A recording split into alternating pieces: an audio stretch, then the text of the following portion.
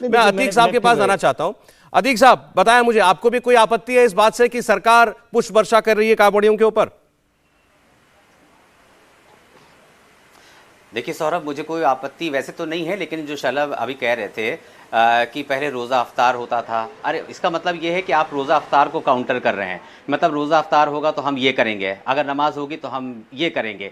तो मुझे लगता है कि भारतीय जनता पार्टी के जो लोग हैं वो किसी भी धर्म के चीज़ों को काउंटर करने के लिए कोई चीज़ नहीं करें।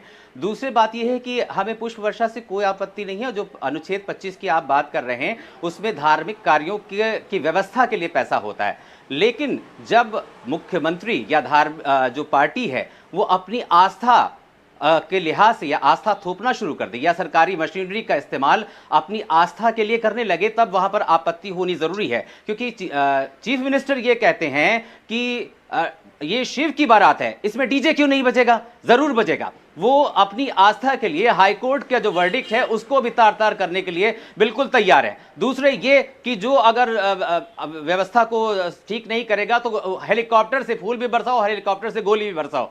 तो ये जो हेलीकॉप्टर से गोली मतलब है, इस पे हेलीकॉप्टर से गोली का मतलब अतीक जी, लोकतंत्र में बाकी सब ठीक है, हेलीकॉप्टर से गोली का मतलब आपने सुना होगा कि मुख्यमंत्री ने यह कहा कि अगर कोई कांवड़ यात्रा में व्यवधान पैदा करना चाहता है तो वो ये कह सकते थे कि पुलिस उसकी व्यवस्था बनाए, लेकिन कहा कि मेरा हेलीकॉप्टर ले जाओ, अगर कोई व्यवधान पैदा करना चाहता है तो वहीं हेलीकॉप्टर से उसको ठीक कर दो। तो ये जो बोल हैं, मुझे लगता है कि लोकतंत्र, स्वस्थ लोकतंत्र में बिल्कुल भी जो है जायज नहीं है। दूसरे ये कि आप ये बताइए कि पुष्प वर्षा जो आप कर रहे हैं ये आपकी अपनी आस्था है, ये आपकी अपनी आस्था है। ये मुख्यमंत्री जो पर्सनल आस्था है वो सरकारी मशीनरी का वो दुरुपयोग कर रहे हैं। रोजा अफ्तार जो पार्टी होती है वो सेक्युलरिज्म के नाम पे होती है, उसमें सारे मजहब के लोग होते हैं, सिर्फ मुसलमान नहीं होते हैं, ये याद रखना जरूरी है। और जो अनुच्छेद 25 है उसमें जो व्यवस्था होती अच्छा ठीक है अतीक साहब, देखिए अतीक साहब, रोजा इफ्तार में सब धर्मों के लोग शामिल होते हैं, किसने रोका है आपको, आपके मजहब के लोगों को, मुसलमानों को वो कांवड़ यात्रा में शामिल हो जाए? कौन मना करता है? नहीं, आप देखिए कि हमारे बहुत सारे लोग तंजीमें हैं, कांवड़ यात्रियों को पानी पिला रहे हैं, कांवड़ यात्रियों को फूल दे रहे हैं, लेकिन नहीं, ये आपकी बात विचित्र लगी मुझे कि रोजा इफ्तार के कार्यक्रम तो सेक्युलरिज्म के कार्यक्रम है, लेकिन कांवड़ यात्रा का कार्यक्रम वो कम्युनल कार्यक्रम है। नहीं तो उसमें हमारे तंजीम के लोग खड़े पानी पिला रहे हैं कांवड़ यात्रियों को, आप नहीं देख रहे हैं? हमारी तंजीम के लोग खड़े हैं, मैंने देखी है तस्वीरें, बहुत अच्छी बात है। लेकिन अभी जो आपने बात कहा ना कि ये तो हो गया मुख्यमंत्री की आस्था का मामला, लेकिन रोजा इफ्तार वो सेक्युलर है, ये कैसे? वो आस्था का मामला नहीं है। ये बताइए, किसी भी रोजा अफ्तार करने वाले ने कहा है कि नहीं रोजा अफ्तार तो होगा चाहे उसमें कुछ भी हो जाए? ऐसा कुछ बताया? आपने सुना ना चीफ मिनिस्टर ने क्या कहा कि अरे ये तो शिव की बारात, इसमें डीजे नहीं बजेगा। लोग कहते हैं डीजे नहीं बजेगा, बजेगा, जरूर बजेगा। अच्छा, आप हाईकोर्ट का जो वर्डिक्ट है, आप तो मुखिया है जनाब, आप उसका सम्मान नहीं करेंगे? मुझे लगता है कि चीफ मिनिस्टर या और भारतीय जनता पार्टी चलिए ठीक है, आपका कहना है मुख्यमंत्री योगी आदित्यनाथ अपनी आस्था जो है वो कानून के ऊपर थोप रहे हैं, वो जो अदालतें कह लें उसको नहीं मानेंगे। उनकी चूंकि आस्था है शिवजी में या हिंदू धर्म में, तो इसलिए वो आस्था जो है वो अनवरत चलेगी, उसको कोई रोकेगा नहीं। ठीक, एक बार शांतनु जी आ जाए इस पर। सौरभ भाई, पहले तो मेरे सारे को पैनलिस्ट को और आपके सारे दर्शकों को सावन शिवरात्रि की बहुत बहुत शुभकामनाएं। देखिए, करीब 4.5 करोड़ जो आंकड़ा आ रहा है सरकार से, 4.5 करोड़ शिव भक्त इस बार कांवड़ यात्रा लेकर निकले हैं। और जो भी कांवड़ यात्री जाता है वहां वो खाने पे, पूजा की सामग्री पे, स्नान के सामान पे, कई बार छोटे होटल में, धर्मशाला में पैसे खर्च करता है। और ऐसा माना जाता है कि जो कांवड़ की यात्रा है वो 1000 से 1500 करोड़ की इकोनॉमी है। जो उसमें शिव भक्ति पूरे प्रदेश पे, पूरे देश पे बरस रही है, वो तो अनमोल है।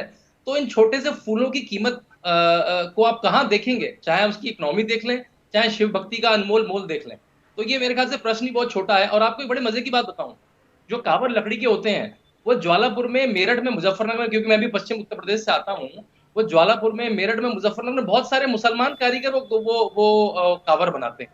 तो मेरे ख्याल से जब आप पूरी इकोनॉमी देखेंगे इसकी, और जो ये इतना बड़ा पर्व है जो करीब 3 सप्ताह चलता है, 2 सप्ताह चलता है, उसके सामने ये प्रश्न बहुत छोटा हो जाता है कि फूल के पैसे कहां से आए और हेलीकॉप्टर के पैसे कहां से आए। मेरी तो बस यहीं पे बात खत्म होगी। एक छोटा सा आंकड़ा और देता हूं, जो इस बार कुंभ हुआ था, प्रयाग में, उसमें करीब सरकार ने 4-4.5 करोड़ रुपए लगाए थे और उसने 1.5 लाख करोड़ की इकोनॉमी पैदा की। तो कई बार अगर इकोनॉमी के उससे भी देखें तो कांवर एक बहुत बड़ी इकोनॉमी है जो हिंदू मुसलमान सबको पोसती है, और बहुत सारे लोग इंतजार करते हैं कब कांवर आएगा।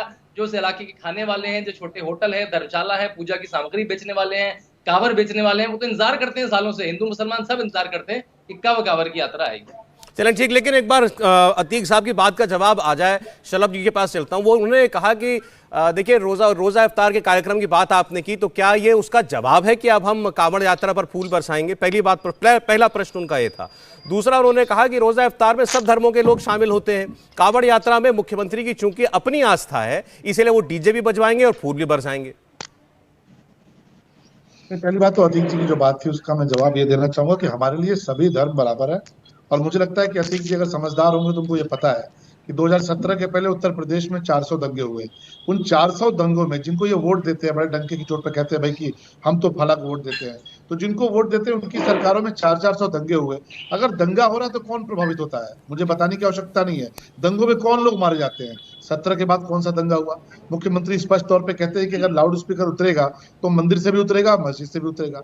मुख्यमंत्री स्पष्ट तौर पे कहते हैं कि किसी के त्योहार में अगर व्यवधान पड़ेगा तो NSA लगेगा। तो इससे ज्यादा एक सभी वर्गों को लेकर चलने वाली सरकार कौन हो सकती है? हाँ, सेकुलरिज्म की जो बात अतीक जी ने कही, तो मैं इतना ही कहना चाहूंगा अतीक जी कि मुझे हम लोग को वो दिन भी याद है कि जब मुख्यमंत्री हिंदू समाज से आते हुए टोपी पहनते थे।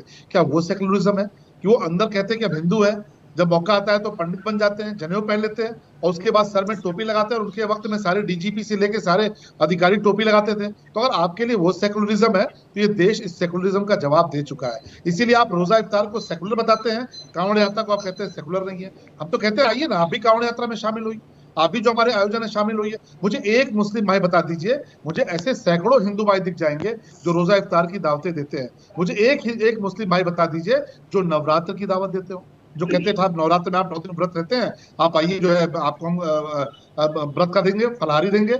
लेकिन इससे क्या है कि आपको जो समझाया गया, और ये समाजवादी पार्टी और कांग्रेस जैसी पार्टियों ने आपको सेकुलरिज्म का गलत पाठ पढ़ा दिया है। उन्होंने आपको तुष्टीकरण की राजनीति में ऐसा धकेल दिया है कि आपको लगता है कि साहब जो सरकार आए बस वो हमको पाले पोसे, वो हमको फ्लोरिश करे। ऐसे नहीं हो सकता। जो सबको बराबर लेकर चलने वाली सरकार है वो आपको लगता है सेकुलर सरकार नहीं है। इसका सबसे बड़ा प्रमाण है कि कितने दंगे हुए उत्तर प्रदेश में 17। अच्छा, एक बात का और उत्तर दे दीजिए इनको। उन्होंने ये भी कहा कि मुख्यमंत्री ने, ये तो खैर पिछले कार्यकाल की बात है, मुख्यमंत्री ने कहा था डीजे क्यों नहीं बजेगा कांवड़ यात्रा में, ये शिव की यात्रा है, शव यात्रा नहीं है। इस पर भी एतराज है। हाँ बिल्कुल, मुख्यमंत्री जी ने कहा था, उसमें गलत क्या कहा था? आप मुझे बताइए। समाजवादी पार्टी की सरकार ने डीजे पर प्रतिबंध लगा दिया था। डीजे पर क्या बजता था? डीजे पर भजन बजता था। कांवड़ यात्री सैकड़ों हजारों किलोमीटर दूर पैदल चलते हैं, वो रामधुन पर चलते हैं, कृष्णधुन पर चलते हैं, महादेव की सरकार पर चलते हैं। तो उस पर आप रोक कैसे लगा सकते हैं? वही करेंगे, उस पर आप रोक कैसे लगा सकते हैं? कांवड़ यात्रा करेंगे, मुझे भी रोकना आता है। अच्छा अतीक जी, आ जाऊंगा आपके पास। आप एक सेकंड, आपका सवाल था, इनका जवाब आने दीजिए, उसके बाद आप बोल लीजिएगा जी। भाई मुझे भी रोकना आता है, बहुत शालीनता से बोल रहा हूँ। इसका मतलब ये नहीं कि मैं कोई कमजोर हूँ। आप बोलेंगे मैं भी नहीं बोलने दूंगा आपको, इतनी शालीनता रखिए। मैं तो सिर्फ इतना कह रहा हूँ कि जिस सरकार ने मना किया कांवड़ यात्रा पर भजन नहीं बजने देंगे, तो आप बड़े सेकुलर थे, आप बड़े सेकुलर थे। देखिए एक एक करके बात करें, नहीं समझ में आती आपकी बात, किसी की बात समझ में नहीं आती। एक एक करके बोलिए। शलभ जी अपनी बात शॉर्ट में पूरी कीजिए, इसके बाद आशुतोष जी बोल लेंगे, अतीक जी बोल लेंगे, रंगरेज जी की तो बारी नहीं आई है। बोलिए त्रिपाठी जी, कंप्लीट कीजिए। आप अगर बड़े सेकुलर थे तो जब कांवड़ यात्रा पे समाजवादी पार्टी ने प्रतिबंध लगाया तो आप क्यों नहीं आगे चले आए? जब उन्होंने कांवड़ यात्रा पे कह दिया कि इसमें भजन नहीं बजेगा तो आप क्यों नहीं आगे चले आए?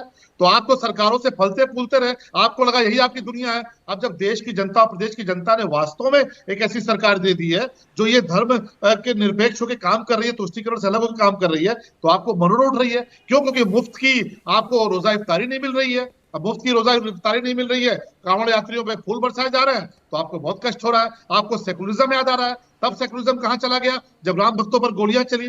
तब सेकुलरिज्म कहां चला गया? जब सरकारी पैसे पे बाबरी एक्शन कमेटी का मुकदमा लड़ा गया। तब सेकुलरिज्म कहां चला गया? जब मुख्यमंत्री गोल टोपी लगाकर और सारे अधिकारी गोल टोपी लगाते थे। आज अगर सर्व भाव से काम हो रहा है तो आपको तकलीफ हो रही है। इंडिया टीवी हर वक्त हर जगह डाउनलोड करने के लिए सर्च करें India TV news Google play store या ऐप स्टोर पर।